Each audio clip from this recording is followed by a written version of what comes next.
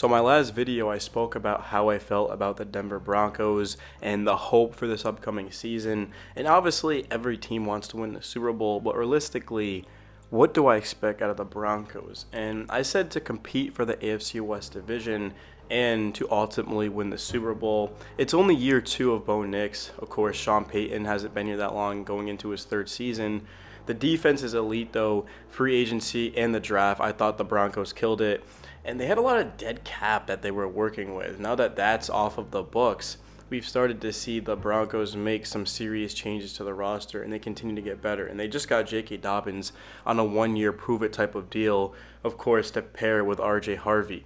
I like the skill positions for the Broncos. I thought last year they were underwhelming, but a lot of their younger players started to develop, and we saw Marvin Mims Jr., for example, be a legit weapon with the ball in his hands. But I think Bo Nix is already one of the better quarterbacks in football. And this is someone who watches, coming from someone at least, who watches a lot of film, a lot of tape, watches all the games. And I just immediately fell in love with Bo Nix's game. And I watched him at Oregon. I watched him at Auburn. I mean, this guy had a lot of reps coming into the league. And he had a great combine as well. Very, very similar type of player to Drew Brees, which is exactly why Sean Payton brought him in. I mean, even if the Broncos had the first overall pick, I'm pretty confident that they would have taken Bo Nix. Like, that's how good I feel about him. He's legit. And we saw immediately him come in and just get better and better every single week. He stayed consistent. He doesn't turn the ball over. He doesn't take sacks. And he's also a threat with his legs. I mean, this is just the perfect prototypical NFL quarterback. Bo Nix has honestly become one of my favorite players in football. I mean, I feel just great about his future. But the defense is the thing for the Broncos. That's what's going to give them a chance to win every single week that they take the field. Because you have to understand that it all starts in the trenches. Zach Allen, you got Nick Benito. Of course, you got DJ Jones, John Franklin Myers. There's just a rotation of players like Dre Greenlaw now that are going to be able to step in and get after the quarterback. And the Broncos also, they addressed the trenches in free agency. They addressed it in the draft, and they just got deeper and deeper. So they've got multiple rotation guys that are going to be able to rotate in and make an impact. And then in the secondary, I didn't expect the Broncos to do too much of the secondary because I thought it was already pretty good. But they used their first-round pick on Jahdae Barron out of Texas. And then, of course, they go out and they get Talanoa Hufanga in free agency from the Niners. They give him a big contract. And we've already seen these guys in camp. Camp did end about a week ago, but still, we saw plenty of guys in camp in the secondary that are new here make plays on the ball, whether it be an interception or a deflection or just be sticky in coverage. The defense is competing every single week at the highest possible level, and the offense is getting reps against it. So even if you don't exactly think the Broncos have the best offense in the world, I think it's certainly really good. I don't think it's elite by any means. I don't think it's the Buffalo Bills or the Baltimore Ravens in the AFC. But I think it's certainly good enough to be able to win this division and to compete for a Super Bowl. I mean, if they score 20 points, you feel really good about that game. If the offense can just score 20 points, and I think they certainly will be able to do that. But just more on the defense, the biggest thing is, just, like I said a couple of minutes ago, was that the Broncos, they were in sort of cap hell to where they didn't have a lot of flexibility. So guys had to play. They had to come up the depth charts. They had to step up, and that's exactly what they did. And then not to mention just injuries as well. We saw, like, of course, last season, one of the key linebackers on the team got hurt, and all of a sudden Jonathan Stroud steps in. He was a special teams player, and he's out there starting and getting a lot of good reps in. It's going to be that next man up. And now the Broncos, most importantly, like the most important thing that I could even say in this video is going to be the health of the team. Now, obviously, knock on wood, which I do have wood right here on my desk. Sean Payton has been able to keep this team extremely healthy. And that's been his most valuable asset. His most valuable thing that he's brought in is just being able to keep his players on the field. And Payton actually talked about this in an article that came out yesterday. He said that you have to, and I'm paraphrasing, but he essentially said that the offseason, it's not just about being in pads. It's about lifting, run condition, of course, changing your body.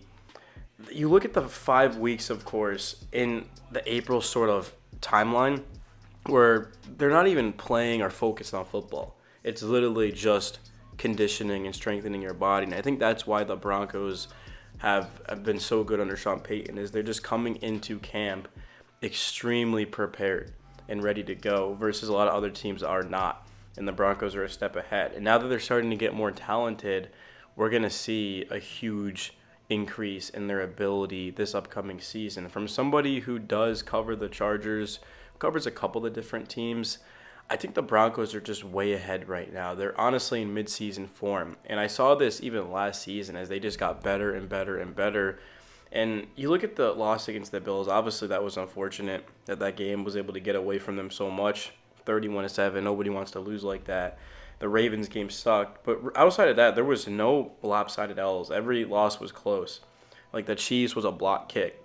The Bengals went into OT, and Joe Burrow was Joe Burrow. Like, put the team on his back. The Chargers game, of course, was a one-possession game at the end of the day. The Broncos almost came back. I just think getting off the better starts is going to be the biggest thing. The fourth quarter is always going to be the most important quarter, but the Broncos, if they can just get to the fourth and they're right in striking distance, they've got a lead, they're going to win that game. But just these Buffalo games, I mean, of course, they march down the field. They have a huge touchdown drive. Bo Nix, of course, with that deep ball. But then after that, they just started to go backwards, and they weren't able to build off of that. And then the Ravens game, you go back and you look at that. I mean, it was November 3rd. It was a long time ago. But the first quarter was 7-0, and then it was 17-10. So we're talking about it was 24-10 going into halftime, but then the Broncos didn't score in the second half at all. But these are learning experiences, especially for a young team. The Broncos are a young team.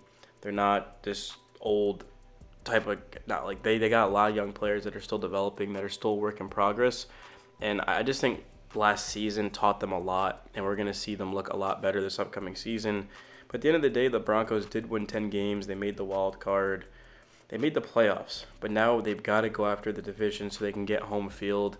And they're going to have to be able to beat these top teams. Because you look at the teams that the Broncos lost to, like I said, it was the Bills, the Ravens, the Chargers, the Chiefs. Those are the types of teams that they're going to have to be able to beat if they want to get to the promised land. And the AFC is probably only going to get better. So the Broncos are going to have to get better too. And then, of course, the NFC also has a lot of good teams in it.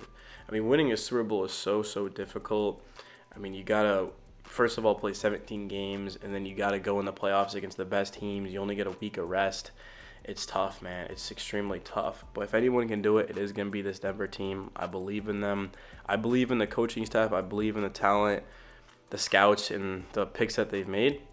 And although I would have done things probably a little bit differently, at the end of the day, these guys know what they're doing. I mean, they've built a successful culture, a successful team, and now we're going to get to see on full display here in about 5 or so weeks when they go into training camp. But minicamp was a success. Rookie minicamp also was pretty good. Free agency, the draft, all that. But now it's going to be about just taking that next leap. Making the playoffs, 10 wins is cool, but now can you get to 13, 14 wins and try to lock up that home field advantage?